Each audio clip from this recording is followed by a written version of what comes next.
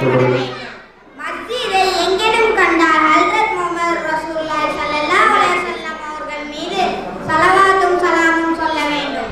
இபாதத் செய்வதற்கு மட்டுமே அங்கே உள்ள தண்ணீர் பாத்திரம் போன்றவற்றை பயன்படுத்த அனுமதியை தவிர பொதுவாக பயன்படுத்தக்கூடாது.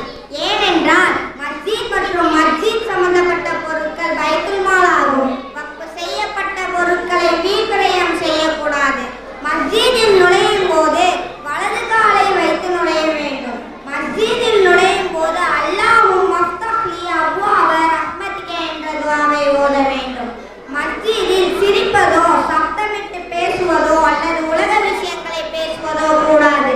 மஸ்ஜிதில் தலை சீவுவதோ நகத்தை பீத்து போடுவதோ கூடாது. மஸ்ஜிதில் தொழக்கூடியவர்கள் முன்பு மற்றவர்கள் குறுக்கே நடந்து செல்லக்கூடாது. மஸ்ஜிதில் காற்று பிரிய செய்தல் கூடாது. மஸ்ஜிதில் சப்தம் வரும்படியாக அதிர்ந்து நடக்கவோ ஓடவோ கூடாது. மஸ்ஜிதில் எச்சில் துப்புதல் கூடாது. மஸ்ஜிதின் உள்பள்ளியில் தூங்கக்கூடாது. மஸ்ஜிதிலிருந்து வெளியே வரும்போது முதலில் இடது காலை முன்வைத்து வர வேண்டும். அப்படி வரும்போது